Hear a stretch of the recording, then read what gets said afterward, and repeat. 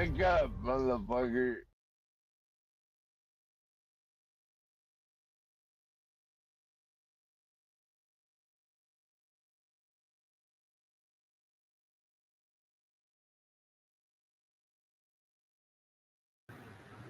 Alrighty, what's up, guys? What's up? March 5th, 2026. All right, let's get to it. Let's get to it. Didn't look like there was anything too interesting today, so that's why I didn't show up in the morning. I'm like, well, this looks boring. Oil's going up as expected, but nothing else is really doing anything. We had the shakeout here, move here. Got that? Yeah, you tickled that box again, and then you went back down. All right, and then we ended up for some reason. I don't know. Was there news? No clue. No clue. All right, but let's just focus on what we want to do for semiconductors, okay, and IGV. So I kind of alluded to the fact that maybe we're just going to keep going sideways into March 20th, Iranian New Year, Nowruz. That's probably it. It also coincides with the quarterly options expiration date. So possibly that's what's going to happen. A lot of volume on the SPY, though, for that green candle. So does that mean anything? What I'm going to do today, since we don't have anything really to discuss, is the auction market theory. I'm going to discuss that, okay? Continue on discussing that. And I'm going to use the volume profile. All right? That is going to be what we're going to discuss. And a little bit of oil stuff. We're going to look at the ETFs in more detail. I think we're going to do that. Okay, so let's see here. XOP did well. All right, so up maybe 2% there. I did see IGV, so the software sector, up about, it was close to 3% at one point before pulling back a little bit. So that's strong. And then you look at semiconductors here. You tickle that bottom of that box, and then you fall through. A lot of volume was coming in the last 2 days. And this is your result. You go back down, and we end up here. This is not giving me confidence, all right? So that means IGV's got to work really hard. If this thing is going to puke in the coming 2 weeks, we'll have to see. So Broadcom did report earnings, so it went up, but AVGO. But the problem is we did not break this blue line, so not much excitement there. Okay, it did well, but we're far, far below from the all-time highs. We're still just tickling this resistance level. Okay, so that's not going to help us. And we see NVIDIA ain't going to help us either. We already had earnings for NVIDIA. It's just tickling this red line. So, I mean, I think none of these earnings are going to help the overall sector.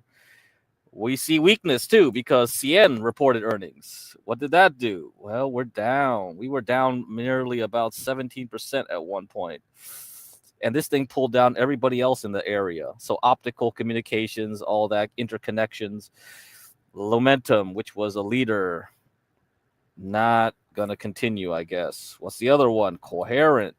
How about that one? Nope. Okay. Anything else? How about, what's the other big boy? Well, AOI is not a big boy, but I talked about it. All right. So this one was the happiest one. And it's just goofing around at 100. Is it going to break out? I don't know. But all this stuff doesn't look good, right? But IGV looks good. IGV looks good. I mean, if you think the Nasdaq is going to get saved, then your hopes are on IGV software. So all the beaten down software names. So let's see. We got Veev. Veev did okay for earnings for a little bit. Then it pulled back. Well, okay. How about Palantir?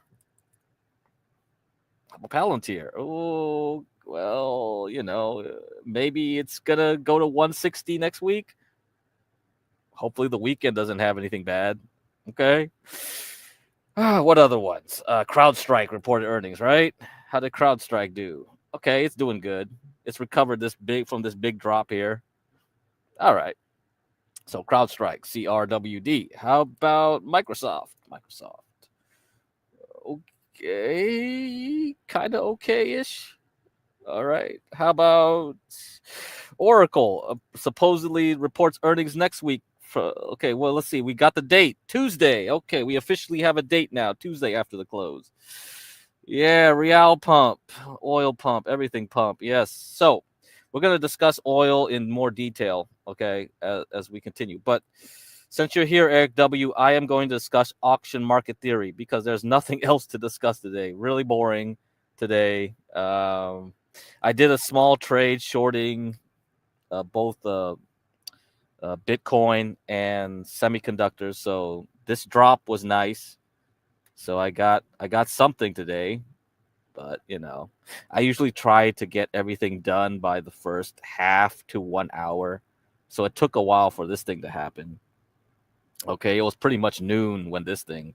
So it looks like it was some news, huh? It must have been some news. I don't care. Whatever it is, it's noise. All of this is noise. So, are you going to tell me based on earnings, we have all the earnings we need. We only have one big semiconductor earnings left. It's Micron. That's it. CT was trying to explain options. He used to options trade. So I know that about his history. So he used to trade options before. I don't know why he doesn't do it anymore. He might still do it, He could take all those super chats and cash apps you give him, and he could still be trading on the side. But I told him, I think one time when he was on panel with Grace and her brother, one of her brothers, I forgot which one. It was probably it wasn't the art one, right? John. It wasn't John. It was the other one. And then they were talking about like trading and shit. Yeah, it's too complicated. It's yeah. Some people can do it though. It's like I recommend like if you're young, you should definitely see if you can do it.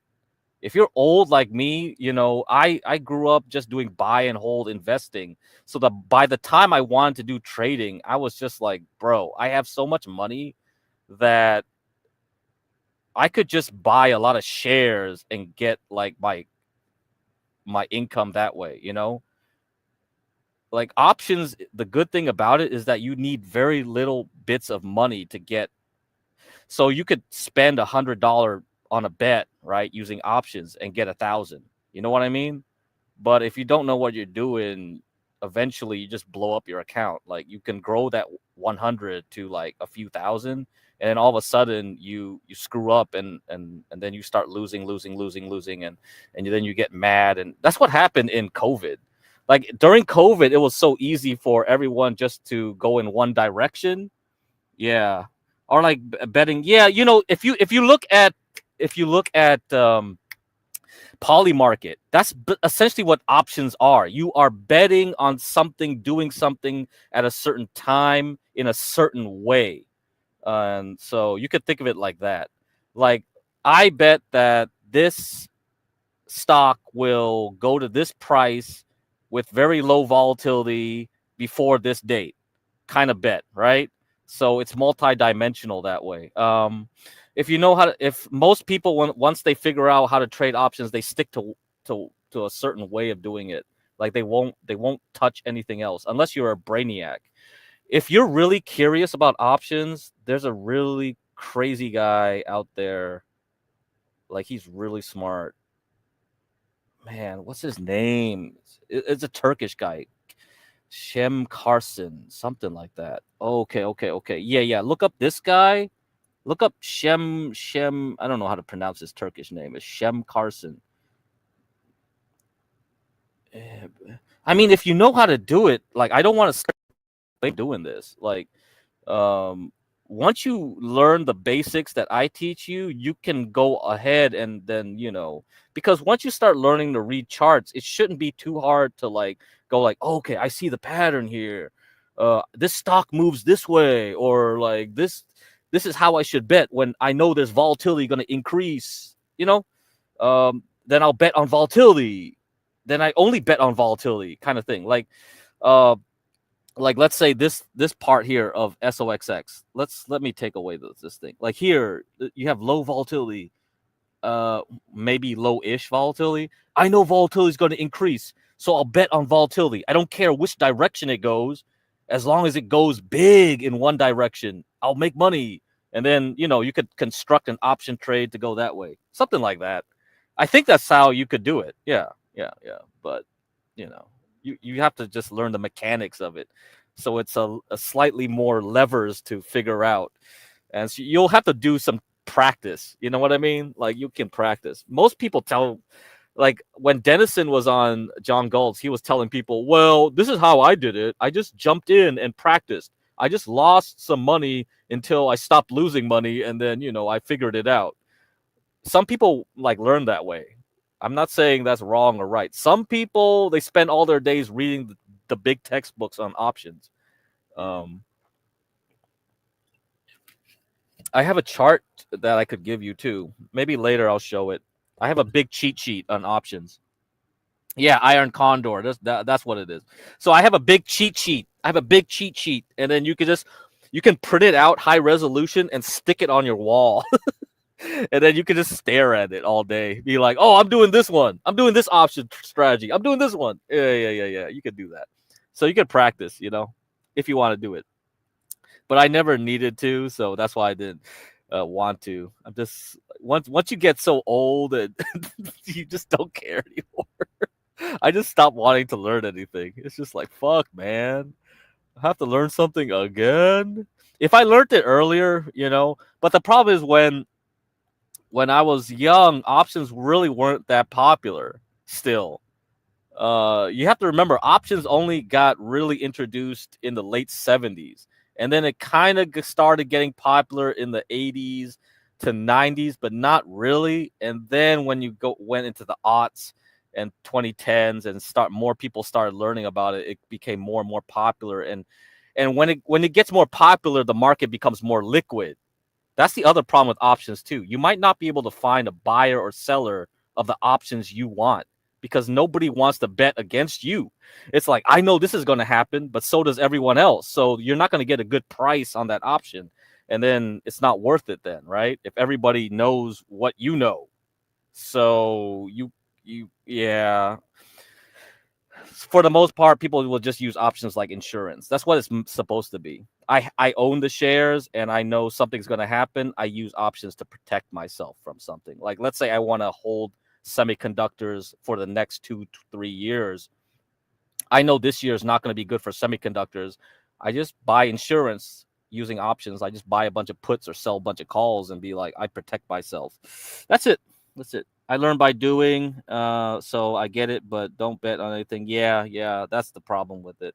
Then there's paper trading too, which is kind of not really that ideal because paper trades it doesn't capture your psychology. If you're trading something that is not real money, your thinking is a bit different, isn't it?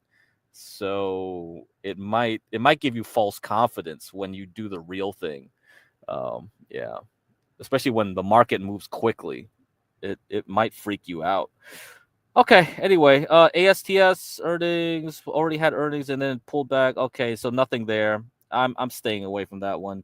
I mentioned that. AMPX is another one that I've been looking at. What is this done? This thing does some cloud thing or battery. I think it's a battery technology stock. So, okay, AMPX from the long-term chart looks good. It looks like it's ready to pop.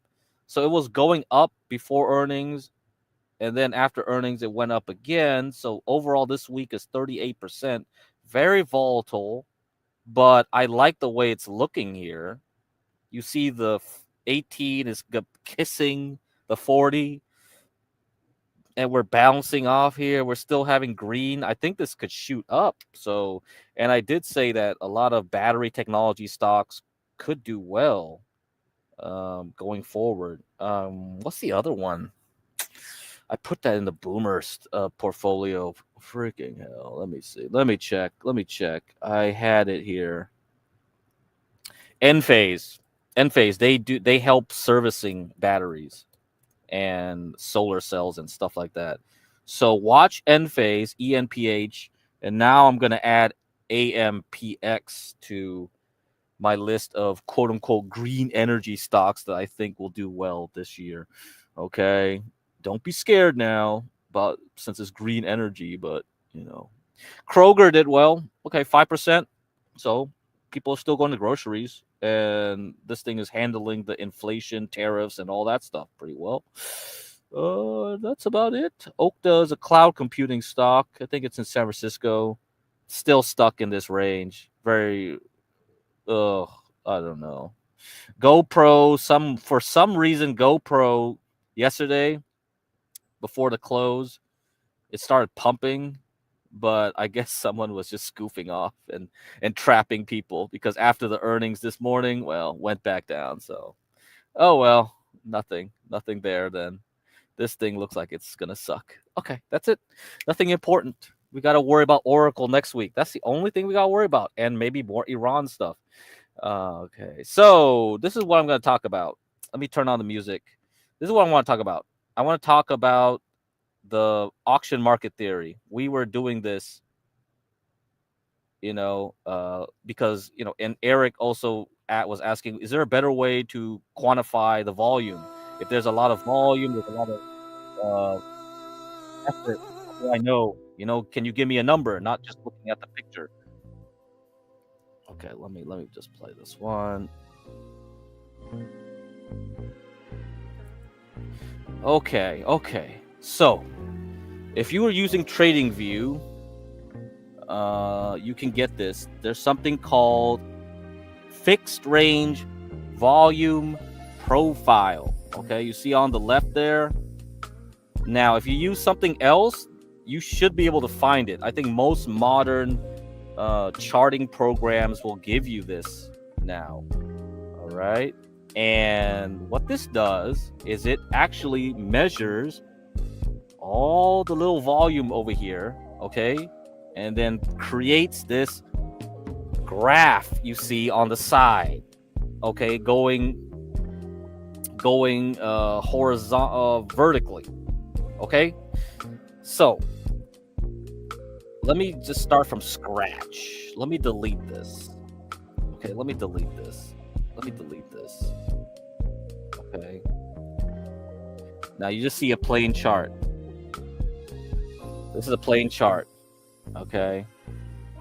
And now I use this tool. I say, let's measure the volume from this point all the way to the end today. Okay. And this area was the last high, the February last year, before all the tariff stuff crashed everything. So I'm going to draw it all the way to here, and then it draws this for me. And what this says is, you see the top blue line and the bottom blue line?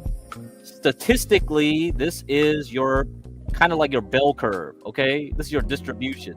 Obviously, it doesn't look like a bell curve. All right, but it is a distribution of some sort.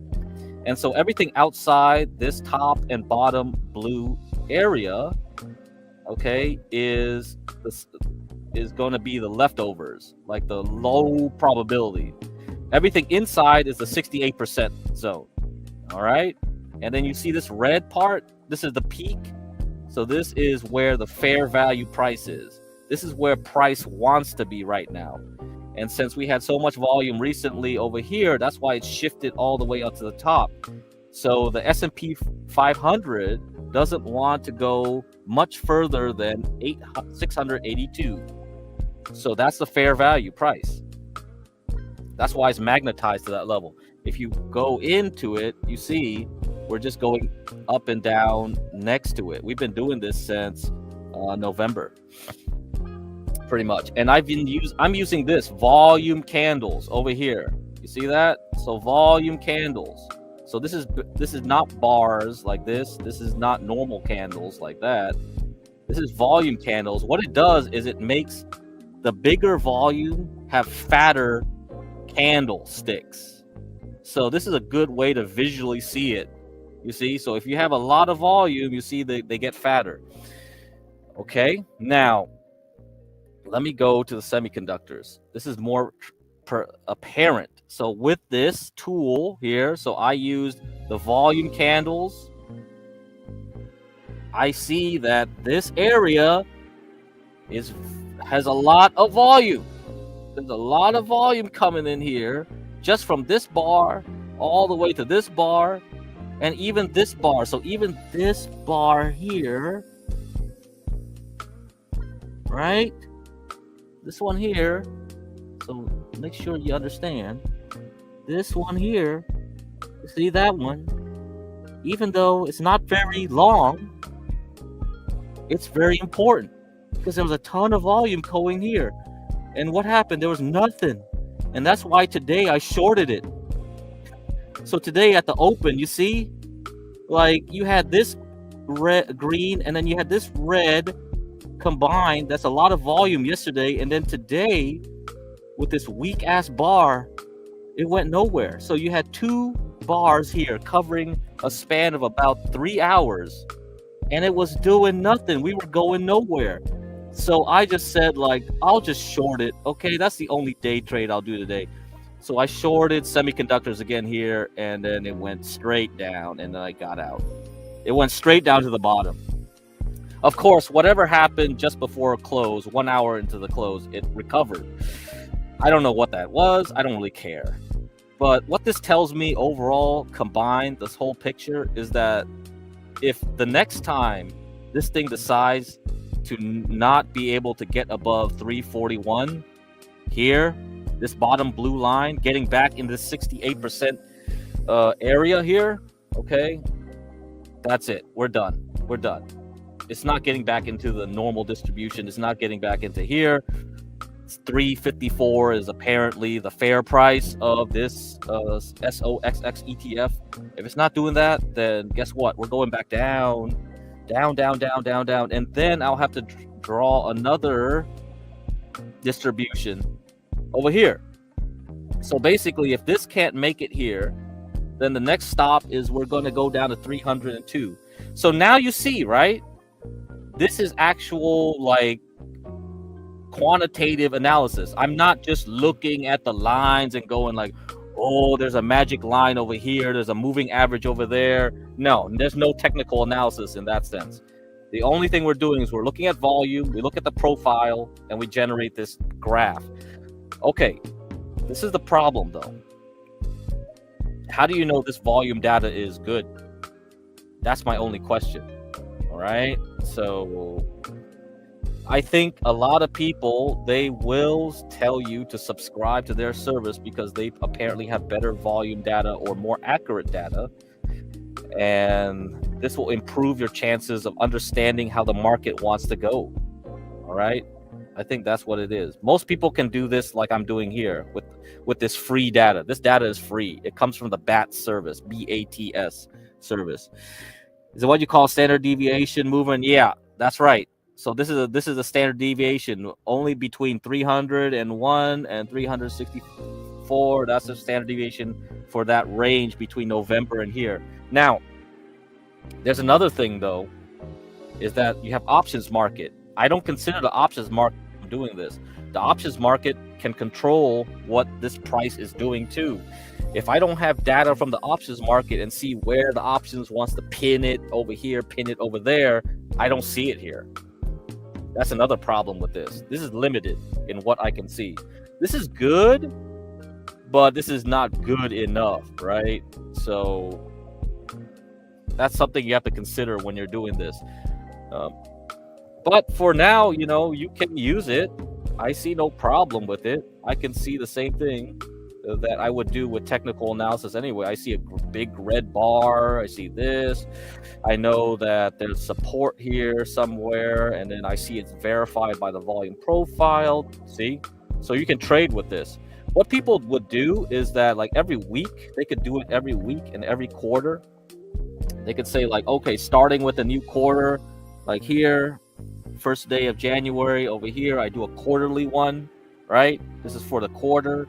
And then after that, I go to the week. So I start on Monday. Once we start Monday, I draw a new one. Okay. And then for the previous week, I draw it for the previous week. Right. Okay. Let's see. Think right here. Okay. Holiday. And then go from here. See? So when I see this from previous week and then Monday we opened like this, we went to the bottom and we went back up. You see it couldn't make it back to the old fair value price of 354, and then we just crashed right down. Then I know we have a new range here. So yeah, you can do it like that. It's no problem in understanding it that way. Yeah, jumping from one bell to another. That's right. So I'm going to read the rest of the article now. So I think visually you understand what I'm trying to tell you. Now I can go back and read the article, continue from where I left off, and now you understand it fully together that way. Okay. And if you go Google auction market theory volume profile, you'll see the technical terms for it. The point of control, that was like the red line, that was the fair value price. The value area high and low, that was the two blue lines at the bottom and the top. Okay, the bottom and the top. And that gives you the value area, which is typically 68% or one standard deviation of volume traded, like you said, Eric. So now you understand, right? That's how you understand it. Perfect. So it's not hard to understand. And then we can read this article again with that understanding. So now you have a fuller picture. Okay, where did I leave off here? Practical example. I think I read this part here. So I think this is what he was trying to do, trying to explain to you with these little bell curves here. Like this is a range, and we jump to the next range, and we jump down to a new range. But I don't think this picture really does it justice, like the way I showed you with the charts over there. Okay, blah blah blah blah blah. Okay, let me just go here. Let me just start from here. Let me go read drink something here. My mouth is getting dry.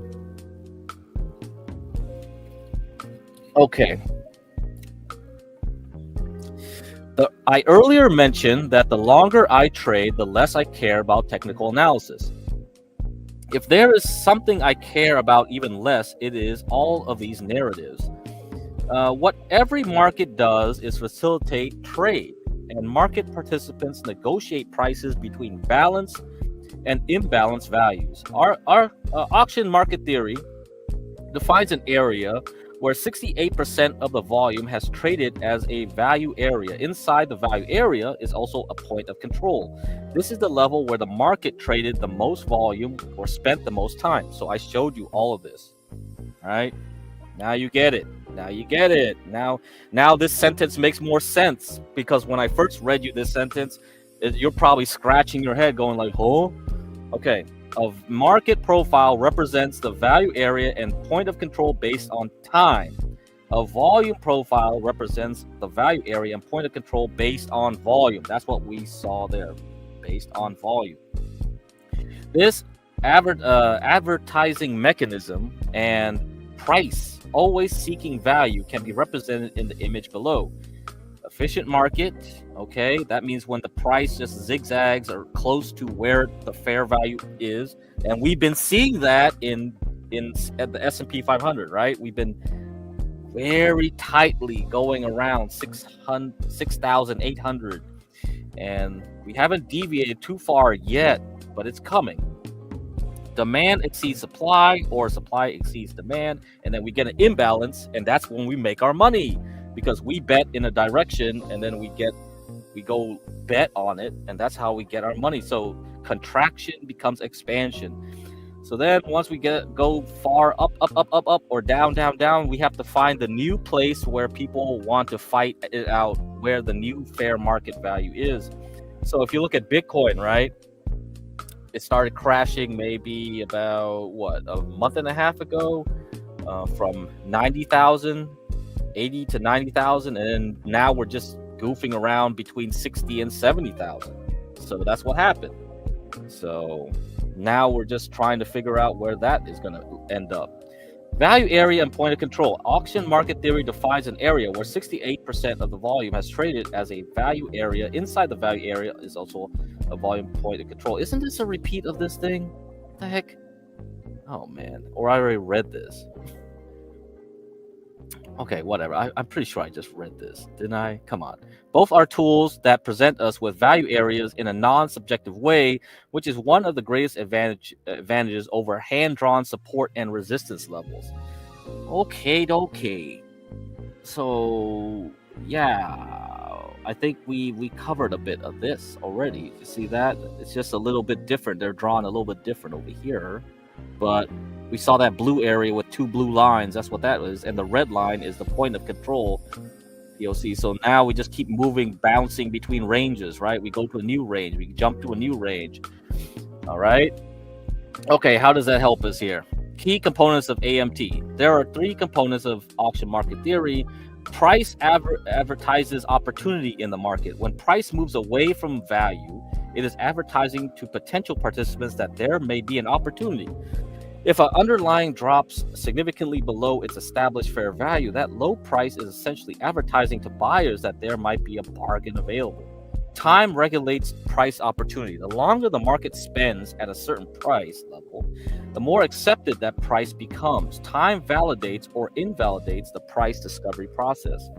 Volume measures the success or failure of the auction. Volume represents the interaction of market participants at different levels. From these 3 components, volume is arguably the most important in the current age of electronic trading. By looking at volume, we can see where other market participants were interested in doing business, which can significantly help us make more educated trading decisions. To fully understand how markets behave, we have to understand the context of a given market, because there are 2 types of auction environments. Balanced markets. Okay, in a balanced market, buyers and sellers agree on prices and they are willing to buy and sell at current levels.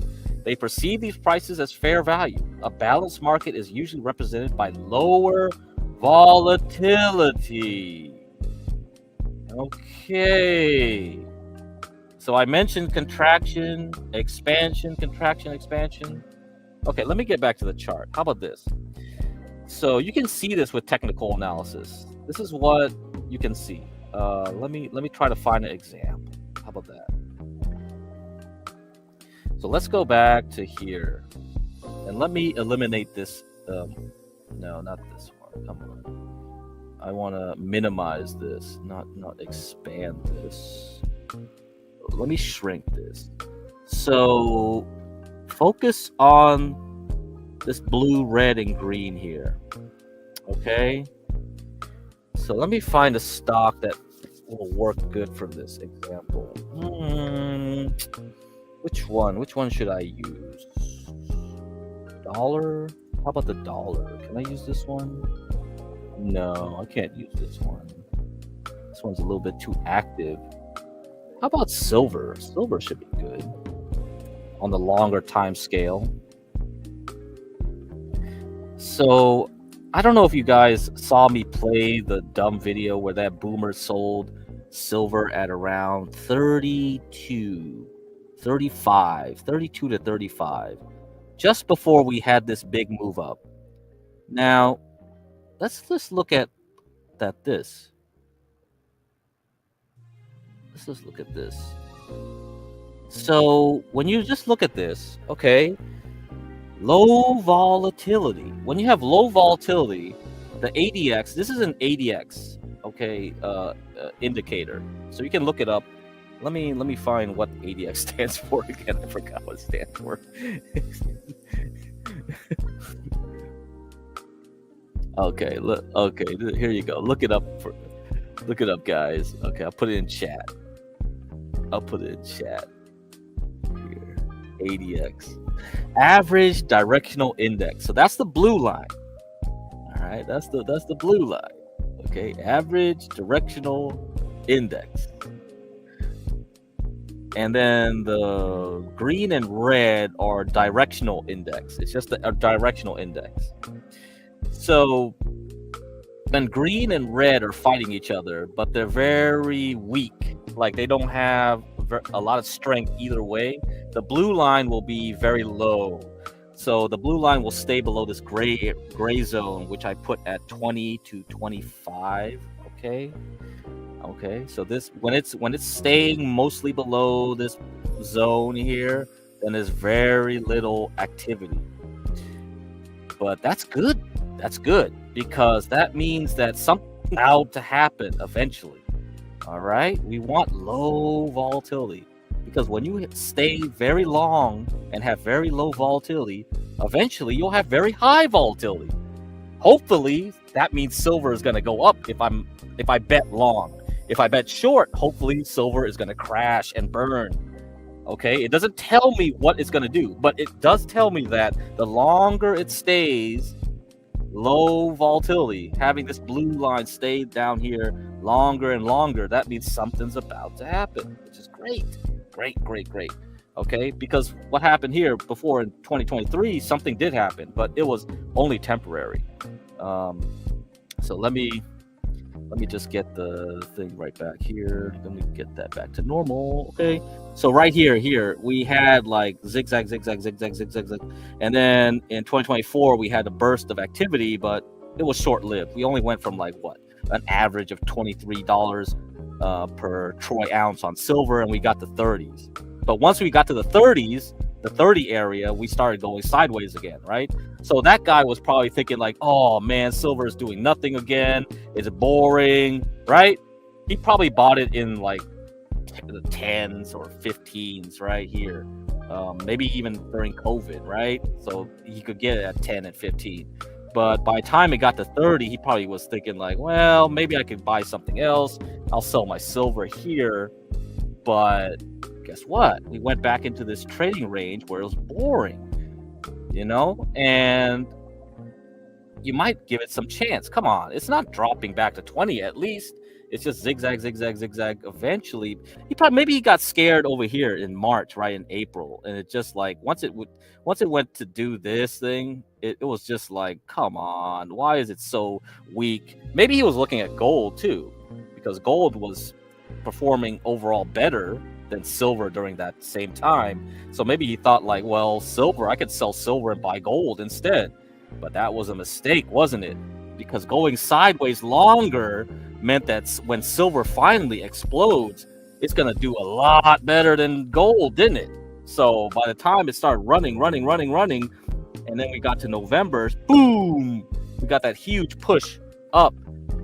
So yeah, I think that's the thing you have to do. You have to consider. There's contraction, expansion.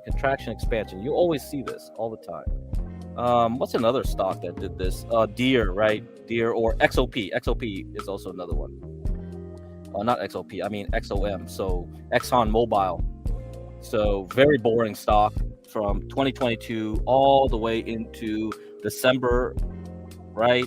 Only when New Year's happened, we had this explosion of activity. So for the most part, boring, very boring. Okay, so because everybody agreed that the price of ExxonMobil was around $109, $110 a share. But now that there's disagreement, now we finally get to go up, right? And this was just before the Iran stuff, so it was already going up 2 months beforehand. I think there's a bigger play in oil, not just because of Iran, but because of a lot of structural changes that's been happening, especially when Trump went after Venezuela and all this other stuff. There's big changes coming for the crude oil market, and as well as China's demand for energy will increase because they've been buying a lot of barrels for reserve purposes. So hopefully you understand a little bit. That's why I don't talk about this indicator too much, but like you can just see it with the chart. Like let me just take away these lines, right? Let's see, can I just take away all this stuff? Like I can just take away all this stuff, like all this noise here. You just look at the chart. You could just look at the bear chart. You don't need to look at anything else, and you could go like, it's just gonna go sideways. And then here, all of a sudden, you see, let me draw something here.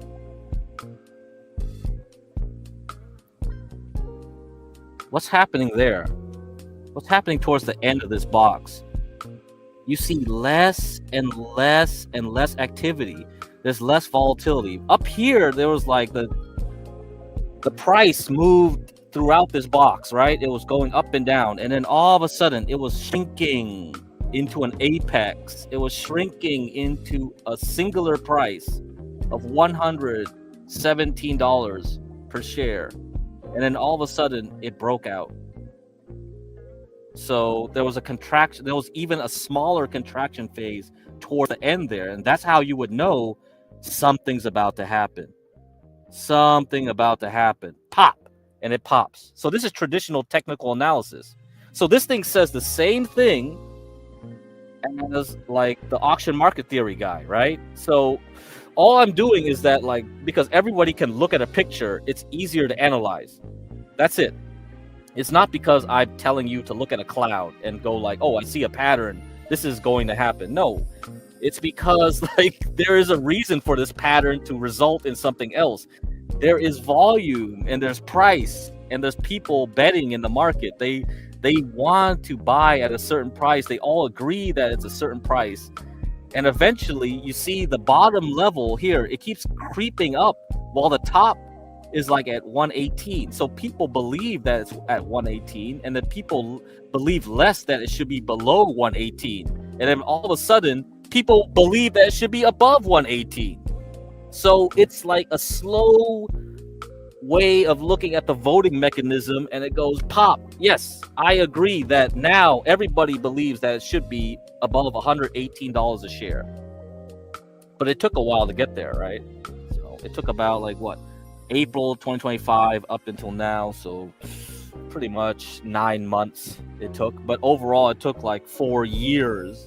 Overall 4 years for people to finally say, yeah, I don't think this thing should be below $121. Okay, so that's it. That's what happened. All right. Yeah, I don't know. There's just too much information. I'll keep repeating. This is why I just do these things in the live streams, because I just look up something and then it jogs a memory in my mind. It goes like, oh, yeah, I see this pattern and that pattern. So when you actually have an interesting market like now, it makes it more fun and better for me to teach, because like I'm doing it on the fly. I didn't prepare any of this. I'm just looking at the article and it jogs my memory. Oh yeah, that thing, or this thing, or that thing. So, and it helps out too that, you know, you're learning it as we go. That's the way to do it. And the more I repeat something, the more you'll learn, right? That's how you learn. If I tell you once, you'll forget it. But if you keep seeing it over and over as I do this, you'll see it again and again and again, and then it'll stick in your mind, and then you'll do it when you're trading, and it'll become easy, second nature, and then that's it. It should be second nature. It should be muscle memory. Once you go actively invest or trade, you don't need to look up a book or find like, look up a cheat sheet or something. That's not gonna work, bro. It should be so easy for you after a while, and then you'll just do it secondhand. You don't need anybody to tell you what to do, because otherwise I have to like have something to text everyone, oh, do this, do that, but then you don't understand why I did it that way. If you don't have any understanding, it's not going to be useful, because that means you're fully dependent on me to tell you what to do, which is not good. This is not good. Yeah, which is a lot of trading services, they do it that way, which I don't like, because then you're dependent on me, and then I could charge you money for my trading service, right? Then it's like a drug. You're basically hooked on a trading service. Yeah. So that's not helpful at all. I'm not here to do that. Okay. Let's get back to the article. I think you understand. Let's take this away.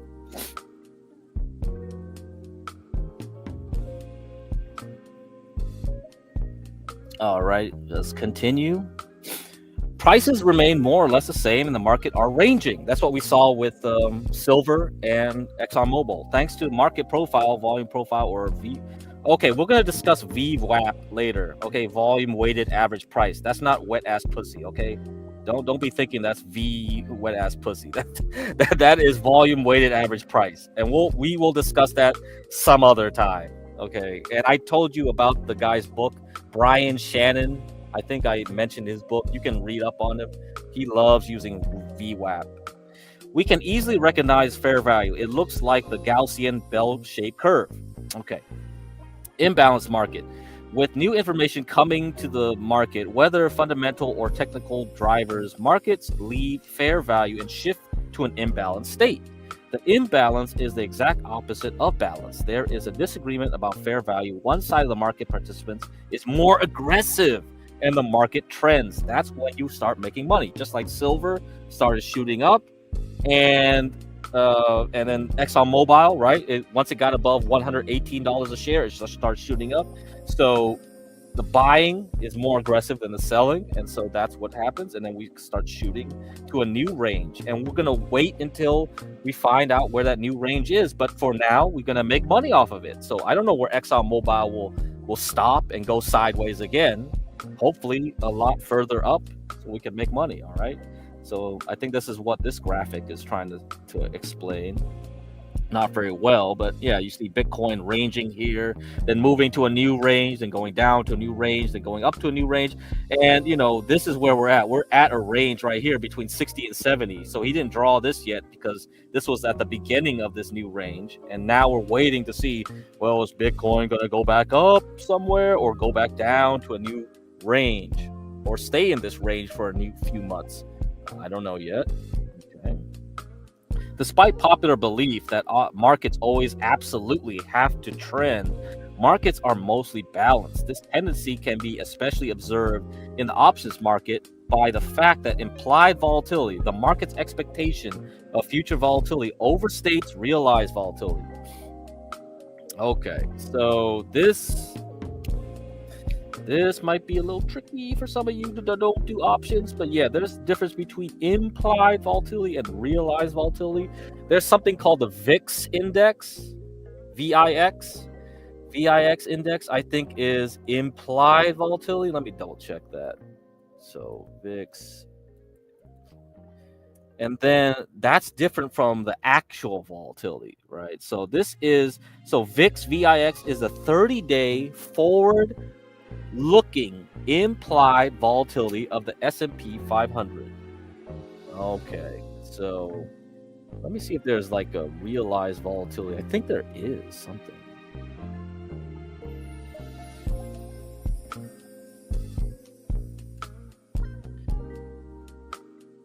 Is there a realized volatility index? I swear there was. The CBOE made one.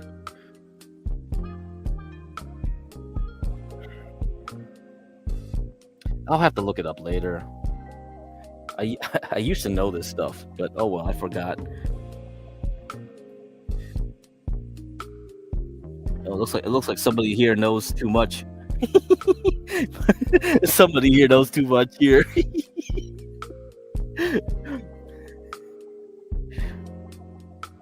That's above my pay grade. I can see why a lot of physicists get into finance. A lot of concepts translate well. Yeah, that's what Jim Simmons says. Jim Simmons used to have this quote. He said, like, I could teach finance to a physicist, but I can't teach physics to a finance person. Yeah. There's a lot of concepts that you can do because of modeling and all that stuff. Yeah, what's up, Kyle? Yeah. I'm glad you made it. Looks like we have like a smarty pants here. This guy knows too much here. All right. Let's see. Blah blah blah blah blah blah blah. Okay, this is why selling structures like straddles or strangles. Okay, this is options talk. Is often a profitable thing to do until it is not, and you get run over by the market being imbalanced. So, yeah. So if you see, ExxonMobil stuck between a range, right? We could trade the options and say like, okay, I make money as long as ExxonMobil doesn't go below 98 and above 118, and then I make my money. And it works until it doesn't. Like, okay, yeah. While you obviously cannot predict the future, using tools to help you establish fair value can be extremely beneficial for having an idea of future market behavior. So auction market theory rules. Although auction market theory is not a trading strategy by itself, there are some rules that can be applied. Rule number 1, if the price accepts into the balance area, it is likely to revert to the opposite side. Price often retests the edge of the balance area before traveling to the opposite side. Price inside the balance is expected to reject the edges, and behavior is choppier. This is where most traders get chopped up trying to trade breakouts that never materialize. So these first 2 rules, very good rules. Don't mess with boy just Simons. Yeah, what's up, on YouTube?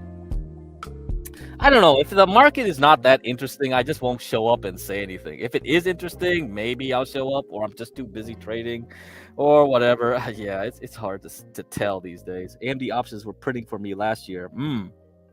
Okay, we got an expert here. Yeah. If you got something, if you got a trade plan, you know what's going on. Yeah, do it.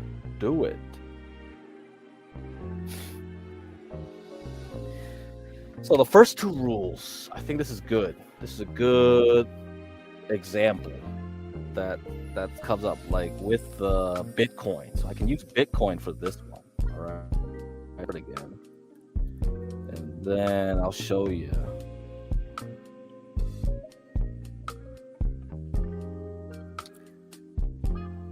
All right, I got it. So it's been in a range, right? It's been in a range. So I went from all this top from the 90s. So from the top of the drop into the bottom of the drop, you see, and then we go all the way out here. Okay, so we look at the volume profile. You see the top blue line and the bottom blue line. That's where most of the activity has been. So that's our 68% area. And then we just broke out yesterday.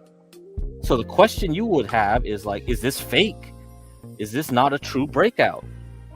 If this is not a true breakout, you short it. Well, that's what I did this morning. I was like, well, it looks pretty weak so far in the pre-market. So when the market opened, I just shorted MSTR, and then I just got out of it within a couple hours. So that's just like, boom, that's easy. Now we're just dancing here at the top, right, of this 68% area.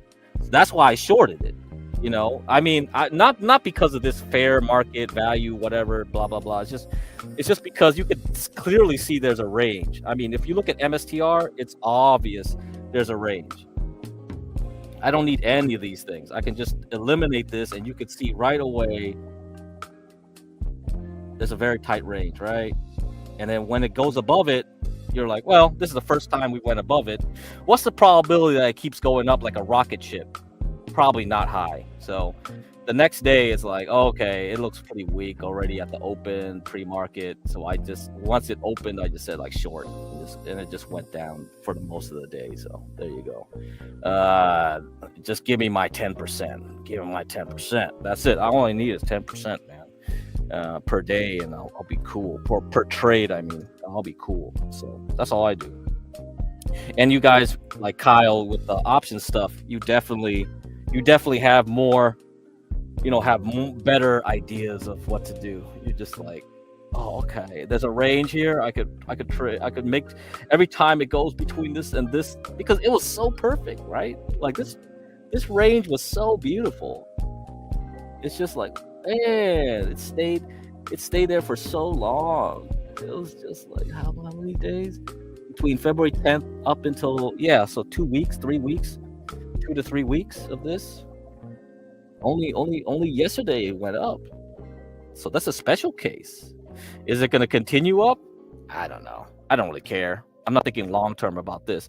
I would have bought it if it went to the bottom, if it went back here for sure, and then said like, well, it's far away from this 68% area, right? Very far away. And if you look at Bitcoin, same thing. So if it stretches too far from where we are, then you'll buy anything below here that's far away, you'll buy, and then it'll just recover and try to get back to 66. That's the fair value right here, 66, 67,000. So that's it. YouTube channel is the same name. Give crack to me. Give crack to me. Same stuff.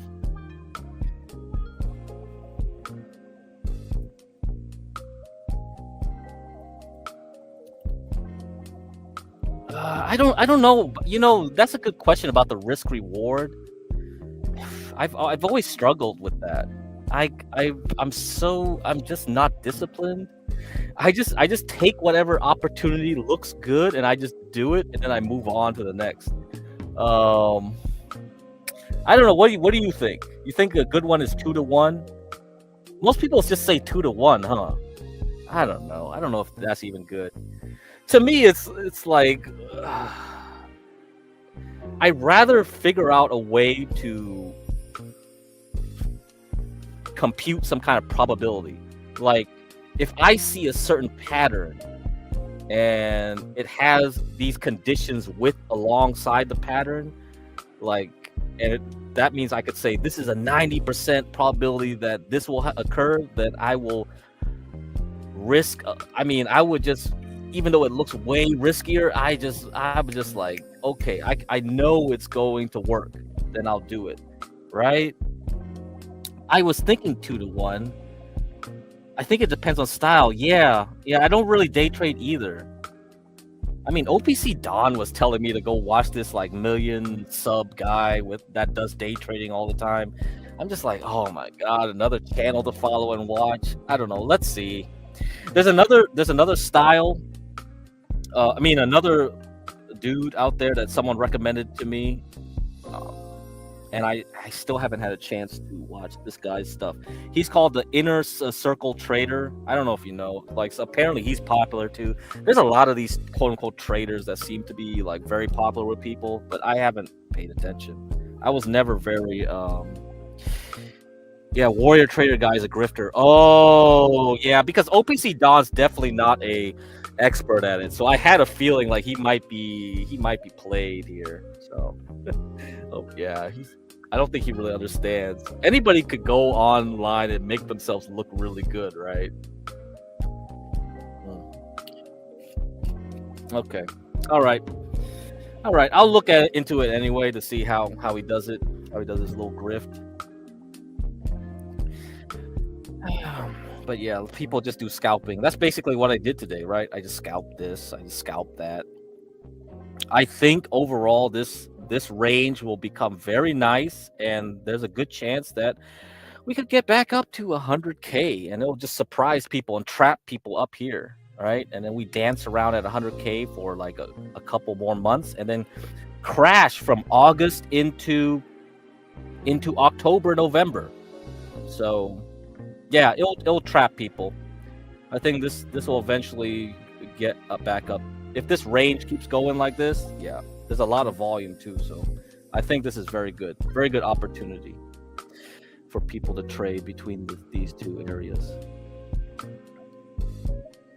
Alrighty, let's continue on.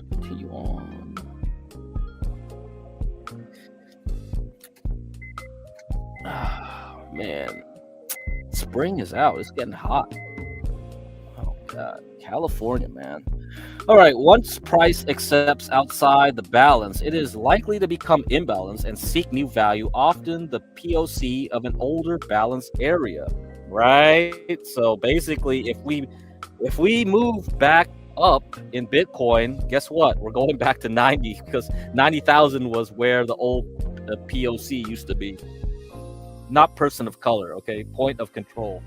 Oh my god. Anyway, rule number 4: if the price reacts strongly from POC, it can disrupt rule 1. Strong rejection from POC can prevent the full rotation to the other side of the balance. Rule 5: if time and volume build at the edge of a balance, price is likely to push through. When you see the market spending time at the boundary of a balance area, the volume is increasing, and that is often the setup for a genuine breakout rather than a failed auction. So you see, this stuff is so similar to, oh, it's unseasonably warm in the East Coast right now. Oh man, that's not a good sign. I don't think that's a good sign. I think we're gonna have problems then for the rest of the several years. Maybe crops will start failing. Have to look at the corn prices and cotton prices and soybeans. Yeah. So let me share this again. Let's go back to our Bitcoin example. So let's say this thing just stays close to 71 for the next week. Okay, maybe even over the weekend we see a lot of strength in this area, and then by Monday it'll break out. Okay, that's possible. So let me give you the Wyckoff stuff here. So this is the Wyckoff picture. That's why a lot of this stuff has so much similarities, you know. Blah blah blah blah blah blah blah blah blah blah. Let me see. Okay. Beep. All right. Does this look familiar? Looks pretty familiar. Interesting, huh? Okay, let me get rid of this. Bye-bye. So, see, I didn't do nothing. This is just a generic schematic, but it looks very familiar. Huh. That's the Wyckoff. So, Richard D. Wyckoff, who spent all his time wasting time, I guess, studying. Yeah, this is TradingView.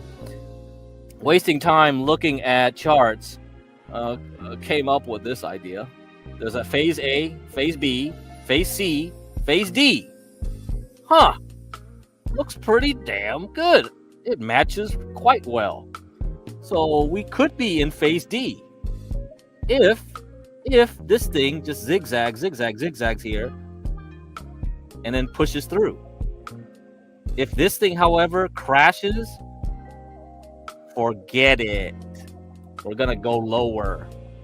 So that's what happened here. You see this? This is what happened in January 14th. This was the failed push-up. And then after that, we went back down, and you could tell that this was probably where the fair market value was. So let me do this.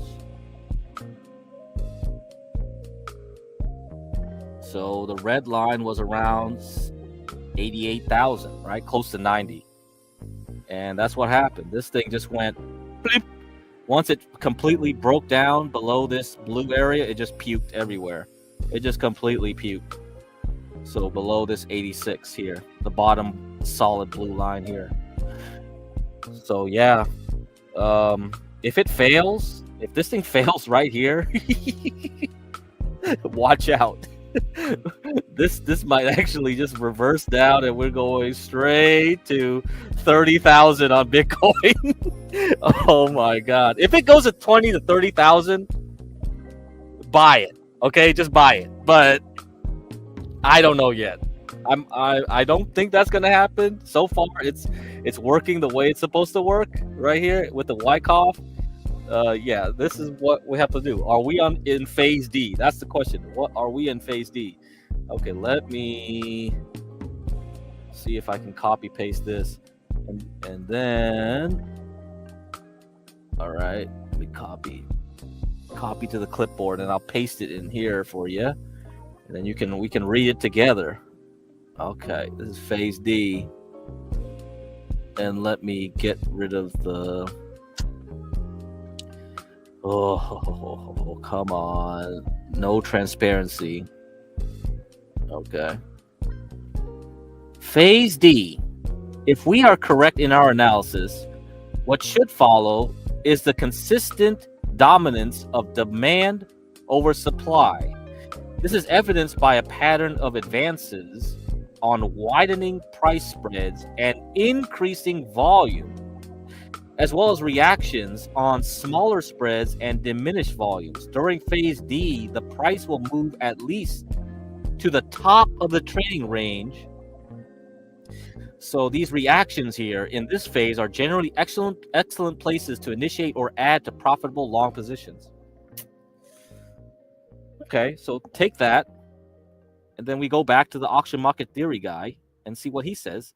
It should be similar, right? They should say the same thing. Yeah.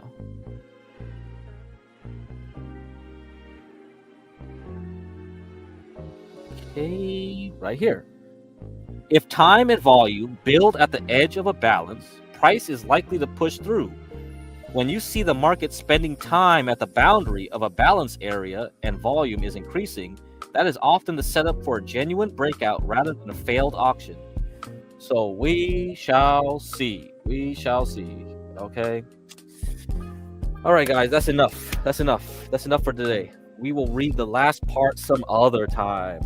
Some other time. And I'll repeat this over and over again anyway. Over. I'm glad I found this blog post too. Because when I first learned about this auction market theory, I had to like dig around and find multiple people's stuff. When am I back? Tomorrow, I guess. I mean, I'm done with this section. I have to go read. We have to read the book of Esther. This is what we're gonna do. We have to finish reading the book of Esther. Okay. I heard the U.S. is stocking up for Iran to last as long. I heard that too. Yeah, I heard that. I don't know. I don't know if it's true or not. We'll see. The Iranian propaganda on the U.S. side, the Western side, the pro Shah guys, they're definitely amped up and stuff. I also heard the Kurds were going in there, so this is gonna get drawn out for sure, man. This is gonna get drawn out for sure. Okay, nothing new in the earnings. I don't think anything changed. MRVL still up 15%, so we'll see if that holds tomorrow, if that's gonna keep the Nasdaq happy for a bit. But after that, there's no earnings. We're done. Friday morning, I think we have Brazilian. Yeah, Brazil. I think that's what's gonna report tomorrow. Brazilian Petroleo Brasileiro. Okay, so Brazilian oil and gas company. So definitely something. It's PBR, not Pabst Blue Ribbon. PBR will report tomorrow morning. That's it, guys. Costco reported, but I didn't see nothing in the after hours. So I guess Costco was fine, cool. Costco's cool, nothing bad. Yeah, a lot of Shaw bots. I know, man. There's so many of these bots. Dude, you got these dancing Persian girls all over the place. You're like, what the fuck is this shit? This is crazy. You guys are crazy. Oh, before we move on to that, let's discuss some ETFs. Okay? Yeah, before I forget, let's discuss that. I think that'll be important. So we're going to look at some ETFs. So, we have UwU. That's the one I've been talking about. But over this week, we haven't done so well because it follows a little bit not the correct, I guess the correct types of stocks, because it's not perfect, right? With XOP. XOP is actually very specialized in the stocks it selects, and only Gush, GUSH. Okay, so this is the one we're looking at here. GUSH follows that. The problem with GUSH with me, okay, is that it's only 2x. It used to be 3x before the COVID-19 shit happened, and then it went back down to 2x. And so it's like, damn it. So I've had to augment what I do with oil using UwU and NRGU and whatever. So right now, UwU this week followed more XLE rather than XOP. Is a problem. So energy has three main ETFs. When you look at energy composed of mainly natural gas and oil. So most of the energy sector is that. Very, very small parts of it has coal or solar or anything like that. They're rarely going to be in this type of ETF.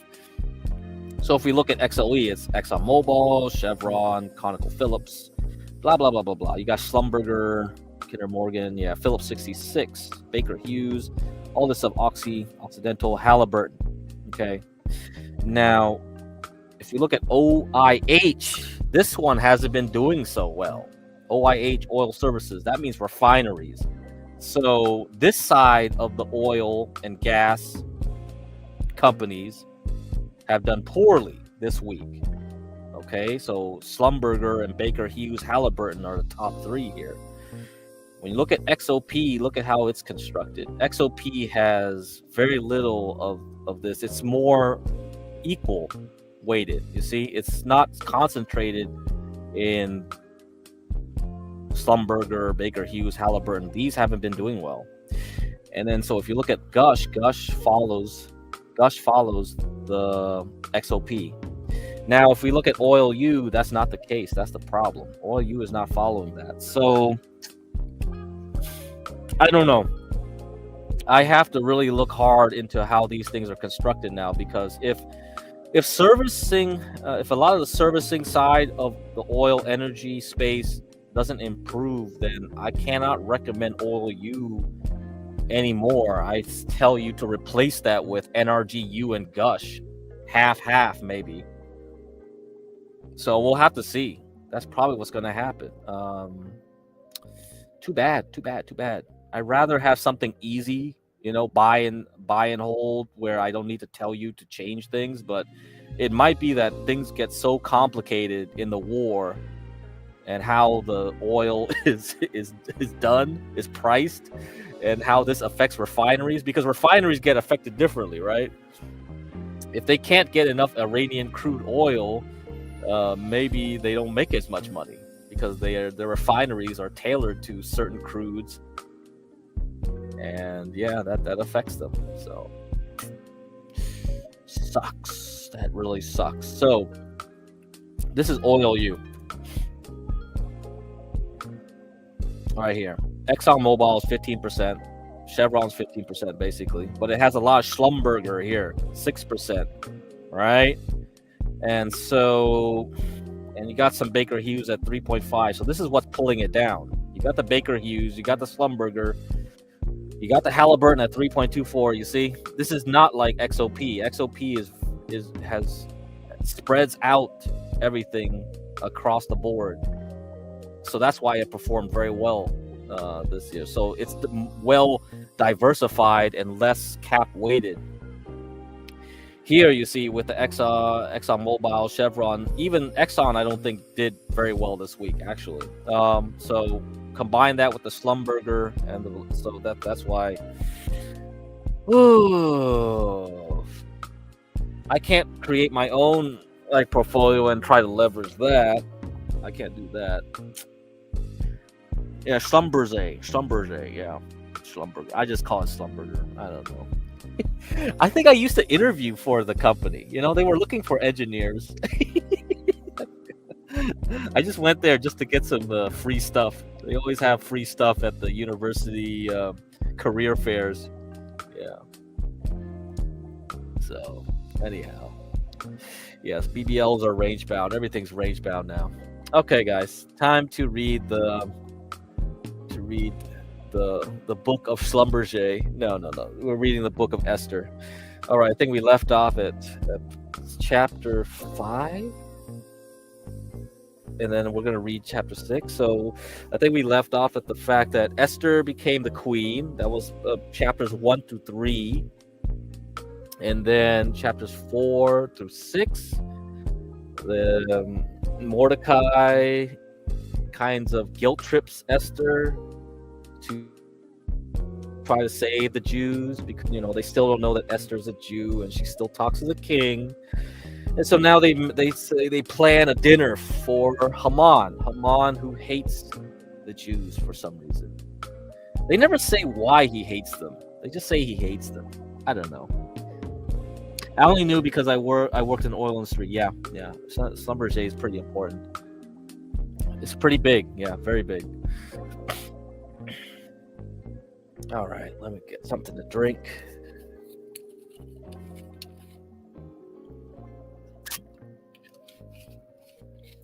On that night, oh, let me change the music.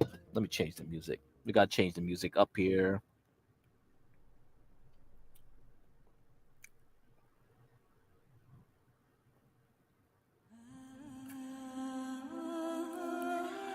On that night could not the king sleep, and he commanded to bring the book of records of the chronicles, and they were read before the king. And it was found written that Mordecai had told of Bigthana and Teresh, two of the king's chamberlains, the keepers of the door, who sought to lay hand on the king Assuerus. All right, great names there. And the king said, "What honor and dignity hath been done to Mordecai for this?" Then said the king's servants that ministered unto him, "There is nothing done for him." And the king said, "Who is in the court?"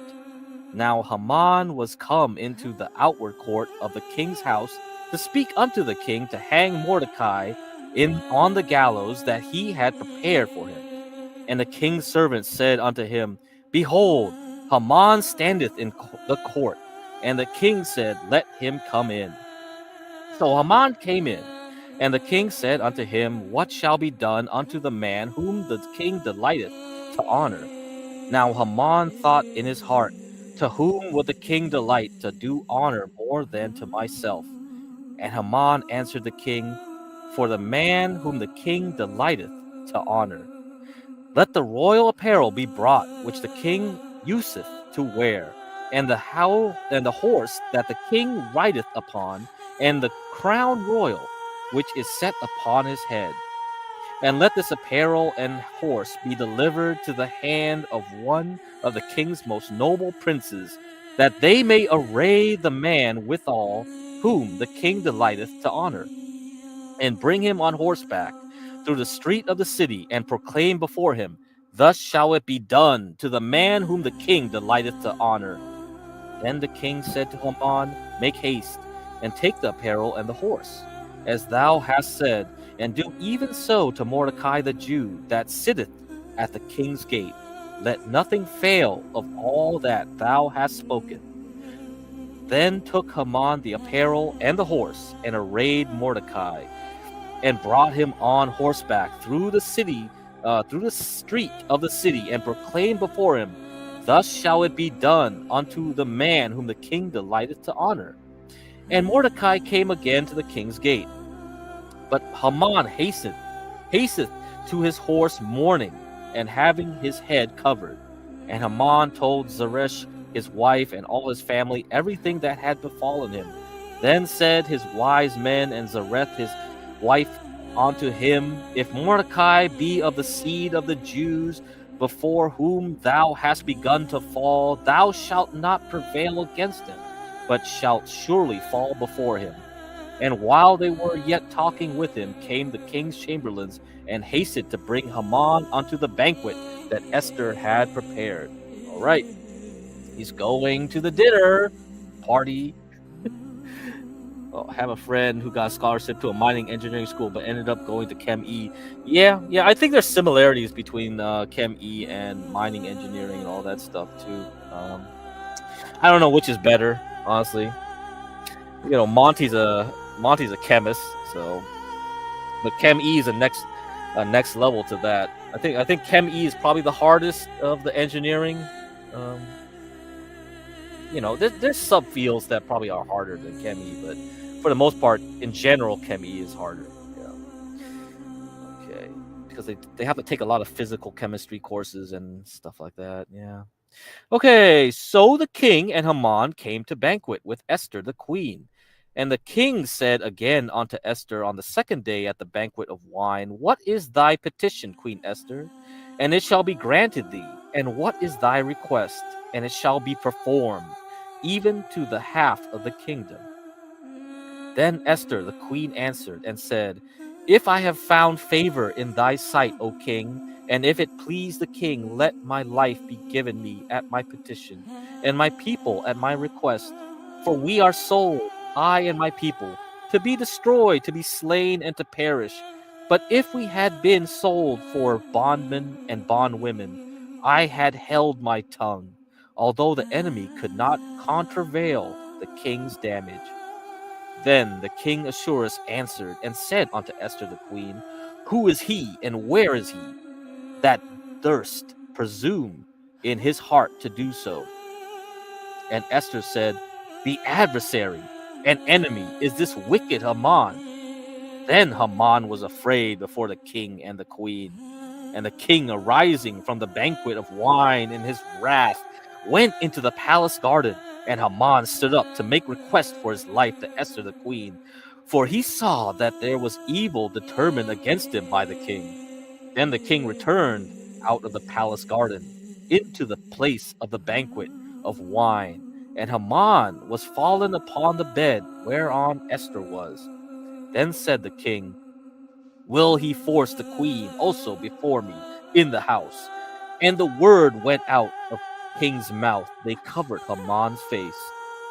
And Harbonath, one of the chamberlains, said before the king, Behold also the gallows 50 cubits high, which Haman had made for Mordecai, who spoken good for the king, standeth in the house of Haman. Then the king said, Hang him thereon.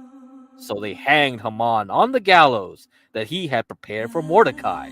Then was the king's wrath pacified. Oh, great. Yes, yes. Hope everyone Purim was amazing. Yes, everyone's was amazing.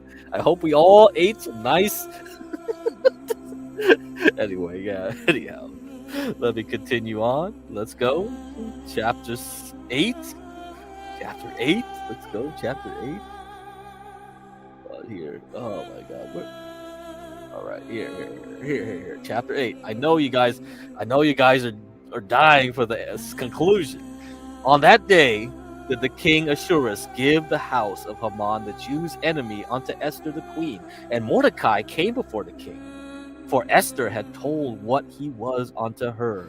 And the king took off his ring, which he had taken from Haman, and gave it unto Mordecai. And Esther set Mordecai over the house of Haman.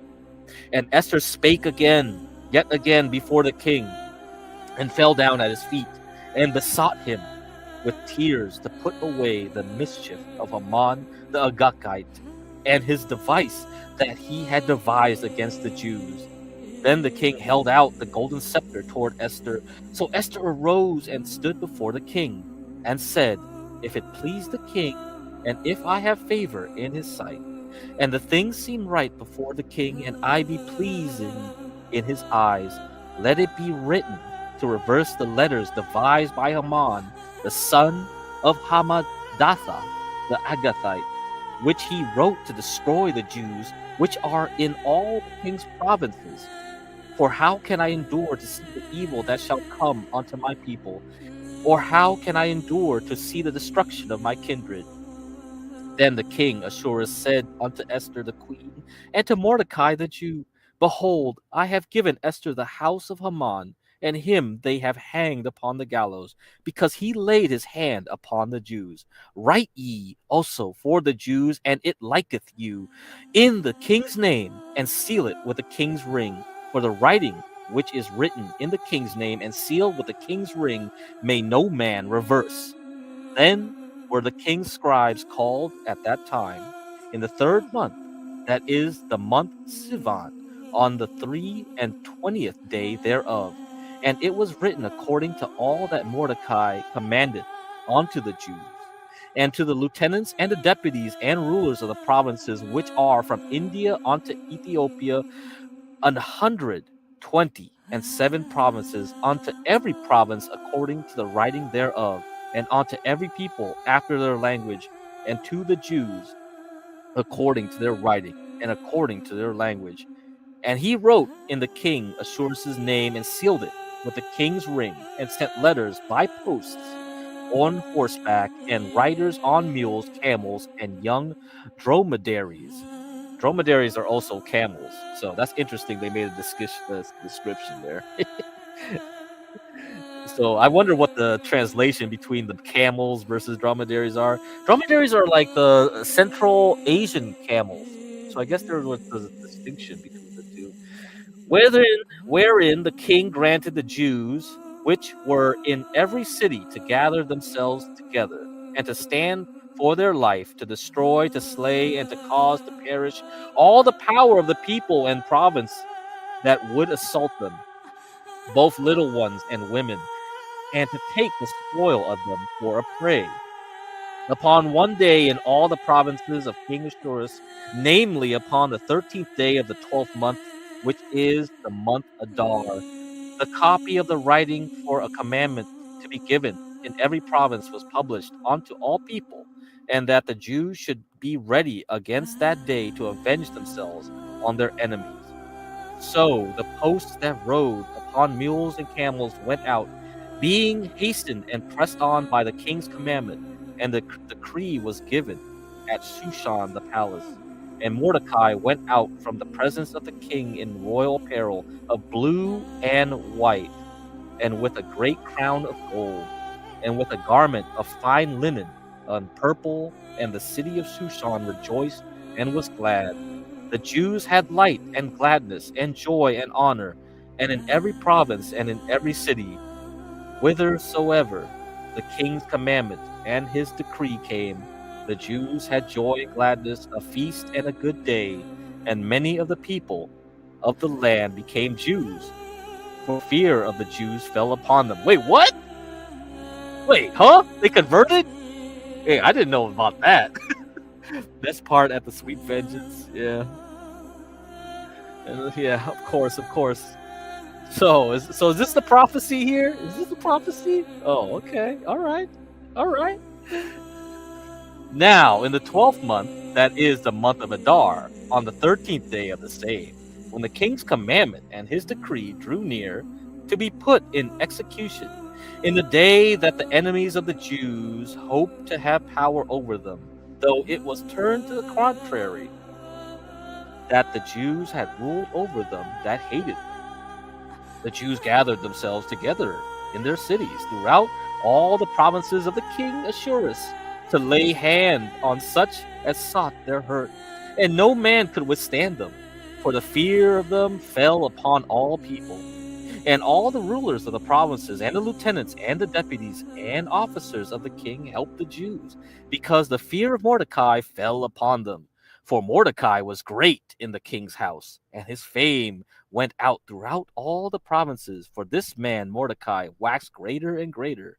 Thus the Jews smote all their enemies with the stroke of the sword, and slaughtered, and destruction, and did what they could unto those that hated them.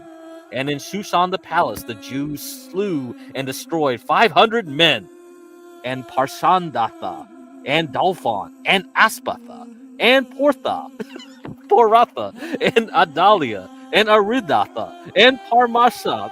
Oh my God. And Arisai, and Aridai, and Vajjethatha,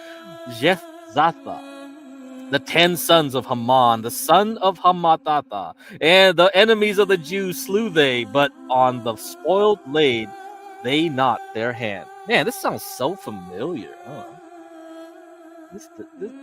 Is this happening right now? They killed the supreme leader. They got all his kids. You can see why Uncle H was fixated. Yeah, I see why. Yeah, definitely. Oh, yeah, I can see now. Anyhow. On that day, the number of those that were slain in Shushan the palace was brought before the king. And the king said unto Esther the queen, the Jews have slain and destroyed 500 men in Shushan the palace, and the 10 sons of Haman. What have they done in the rest of the king's provinces? Now what is thy petition? And it shall be granted thee, or what is thy request further? And it shall be done. Then said Esther, if it please the king, let it be granted to the Jews which are in Shushan to do tomorrow also according unto this day's decree, and let Haman's 10 sons be hanged upon this gallows. And the king commanded it so to be done, and the decree was given at Shushan, and they hanged Haman's 10 sons. For the Jews that were in Shushan gathered themselves together on the 14th day also of the month of Adar, and slew 300 men at Shushan, but on the prey they laid not their hand. But the other Jews that were in the king's provinces gathered themselves together, and stood for their lives, and had rest from their enemies, and slew of their foes 75,000. But they laid not their hands on the prey. On the 13th day of the month Adar, and on the 14th day of the same rested they, and made it a day of feasting and gladness. But the Jews that were in Shushan assembled together on the 13th day thereof, and on the 14th thereof, and on the 15th day of the same they rested, and made it a day of feasting and gladness. Therefore the Jews of the villages that dwelt in the unwalled towns made the 14th day of the month of Adar a day of gladness and feasting, and a good day, and of sending portions one to another. And Mordecai wrote these things, and sent letters unto all the Jews that were in all the provinces of the king Assuerus, both nigh and far, to stabilize this among them, that they should keep the 14th day of the month of Adar, and the 15th day of the same yearly, as the days wherein the Jews rested from their enemies, and the month which was turned unto them from sorrow to joy, and from mourning into a good day, that they should make them days of feasting and joy, and of sending portions one to another, and gifts to the poor. And the Jews undertook to do as they had begun, and as Mordecai had written unto them, because Haman the son of Hammedatha the Agathite, the enemy of all the Jews, had devised against the Jews to destroy them, and had cast Pur, that is, the lot, to consume them, and to destroy them. But when Esther came before the king, he commanded by letters that this wicked device which he devised against the Jews should return upon his own head, and that he and his sons should be hanged in the gallows. Wherefore they call these days Purim, after the name of Pur. Therefore, for all the words of this letter, and of that which they had seen concerning this matter, and which had come unto them, the Jews ordained, and took upon them, and upon their seed, and upon all such as joined themselves unto them, so as it should not fail, that they would keep these 2 days according to their writing, and according to their appointed time every year, and that these days should be remembered and kept throughout every generation, every family, every province, and every city, and that these days of Purim should not fail from among the Jews, nor the memorial of them perish from their seed. Then Esther the queen, the daughter of Abihail, and Mordecai the Jew wrote with all authority to confirm the second letter of Purim.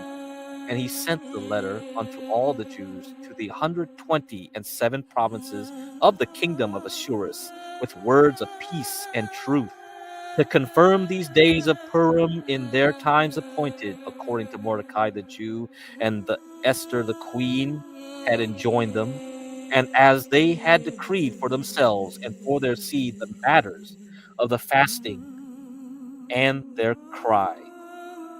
And the decree of Esther confirmed these matters of Purim, and it was written in the book we are reading. I think he's next, huh? Yeah, the son of Komane. Oh man, Jesus, bro. I mean, I only read the Gospels. I've only read those. I've read Proverbs, I guess, but most of the Old Testament books I've tried to just ignore. I'm just like, oh man, it's just history and genealogy. I mean, there's some fun stuff, I'm sure. I don't know if you guys ever watched this NBC series. It only lasted one season. It was called Kings.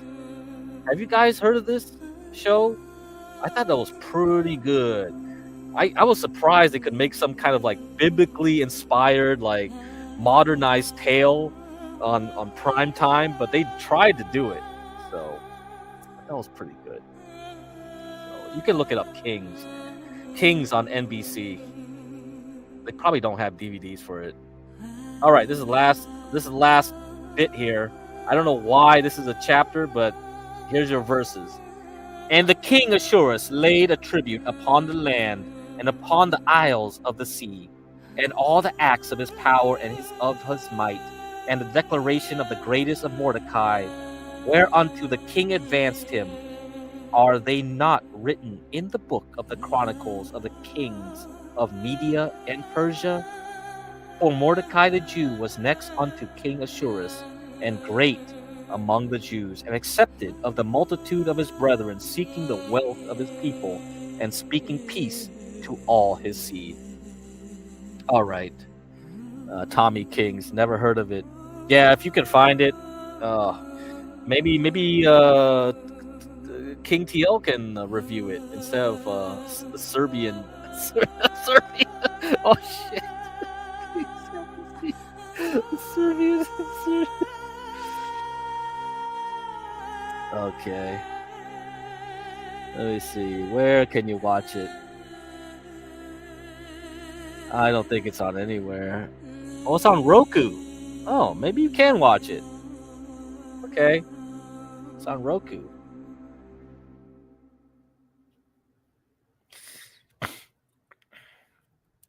Okay, yeah, check it out. It's on Roku. It's on Roku. There you go. Kings, okay.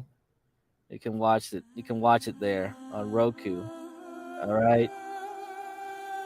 A warrior faces political intrigue after winning the gratitude of his king, rescuing a prince. So it's basically David and Goliath. I thought it was pretty cool. I don't know. Maybe you guys who are Christians are getting sick of biblical tales. But for me, I never grew up on it, right? So it's kind of like, oh, this is fresh to me. It's fresh to me. But I know some of you guys probably go Sunday school and you're like, bleh, man, I'm tired of hearing the same tale over and over. These Babylonian fairy tales that are repackaged and shit. But Jeremy seems more like a Mordecai. Yeah, he kind of does, doesn't he? Yeah, he kind of does. So don't let him know that I said that. All right, guys. I will see you tomorrow, I guess. Maybe something exciting will happen finally, but it looks like only Tuesday into Wednesday was the most exciting part. Oil is still going up, though. I'm going to have to figure out if I would recommend UwU from now on, or do a split between NRGU and Gush and UwU or something like that. We'll have to see. And then I'll also have to review the portfolio. We'll have to check which of these stocks I'm going to kick off. There's a lot of problems right now. Okay, let me put this back up with the dollar. Okay, I was talking about the dollar yesterday, and it's still getting a lot of strength. Let me just play this video. Okay, before we continue on, let me play this video here. The dollar.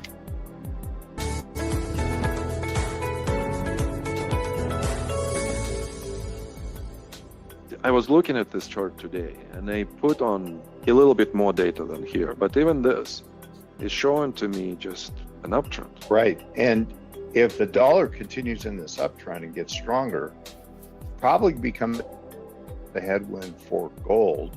The other part is that this really does demonstrate that the dollar is starting to operate in this reserve currency status again, and the world is starting to show up and wanting to own dollars. When you look at the chart that says over here at the beginning of 25, you definitely get the sense of the price moves easily. So there's some kind of this bearish, like they don't want the dollar, but then there is no continuation, and it holds on this level right here, which acted before as the resistance. We see the analog out of all of this causal smaller ranges at the bottom. There comes a move, they're diminishing. So we could move up. We're probably not going to move up like that aggressively and not with that much distance. But what if we just continue? That's a big deal. If it was able to move up in the channel, that would be a very big deal.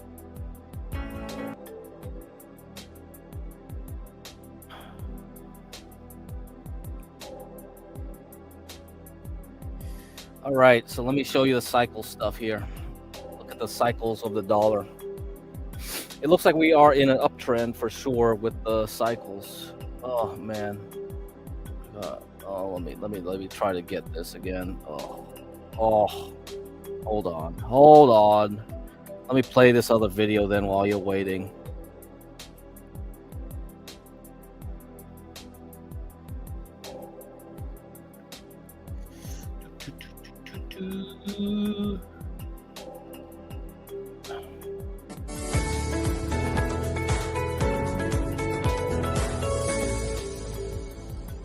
That gap up move was with kind of a tight body at that point, but was a test of the big climactic move up in late January. And so if it can't hold here and then start to go up again, this would be a natural place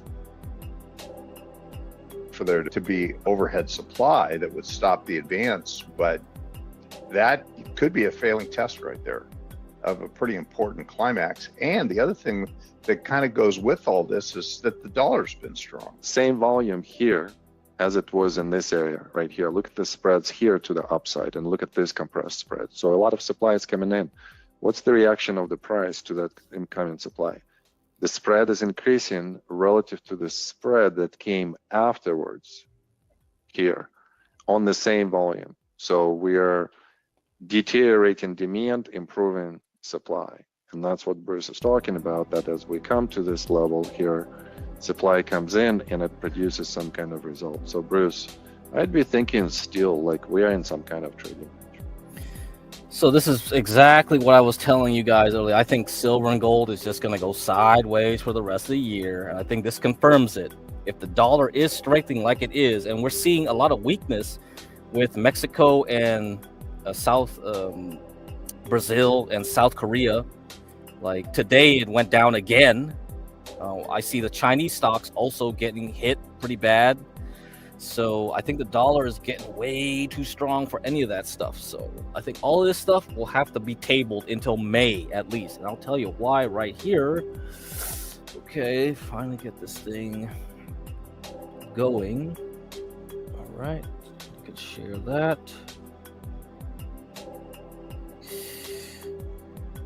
And then we'll close out the day with this. So this is the dollar. All right, I'm using my cycle analyzer here.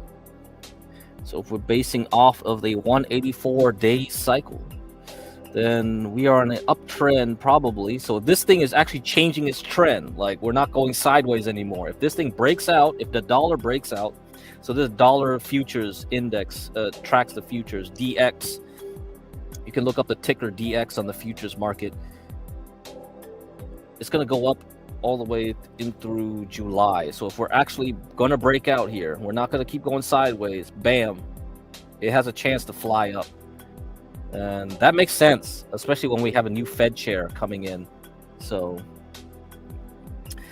yeah, sounds kind of like Jack. Jack Talcott? Maybe we should pivot into stock market talk. I don't know. This is like House of David on Prime was pretty good. Oh, there's another show? Oh, yeah, I haven't kept up with all the recent stuff. Okay, I'll look it up. His Ghetto Points of View. Cool. Something else to watch. I just don't have much time to watch things anymore. Yeah. I'm just watching crap on YouTube. Sadly, that's my entertainment. So far, it's consumed everything. Okay. All right. I'll see you tomorrow, maybe. Who knows? But another thing too is if you're interested in watching some drama stuff with the boy, you can always follow Napstar, Anita Bong Hit. Okay, and he's gonna have the some kind of Boyd open panel on Saturday or Sunday, and I don't know if Universal Jones might have a panel on Saturday, so we'll see. So Universal Jones and Be Better Network. Okay, Be Better Network. Let me give you links.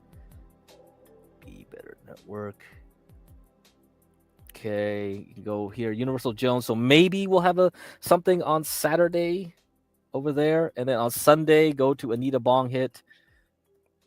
Okay, you see the scrolling banner I got here. Yeah, I have the link directly to the thing, so you can subscribe to both Be Better Network on YouTube and Napstar, which is Anita Bong Hit, ANIDABONGHIT. Are you still funding Dead Man? Yeah, I'm pretty much still funding Dead Man. It looks like Plate of Wings is gone, so I have to pick up the slack. I wanted to fund less and less because Melanie, the TK's girl that got brought in, she's helping out, and then I thought Plate of Wings was doing more, and then I didn't need to do more. But it looks like if Plate of Wings is out of this sector, then I have to step it up again. We'll see. Yeah, we'll see. It sucks. I'd rather have it more democratized. You know, you want more people to donate instead of like having it concentrated with 1-2 people. It's kind of like, it makes it worse when one guy controls the show. You see, yeah. So you don't want that. You don't want one guy controlling the show. You see what happened with Damius and the Thorpes, right? So, yeah. All right. I'll see you around. Toodles.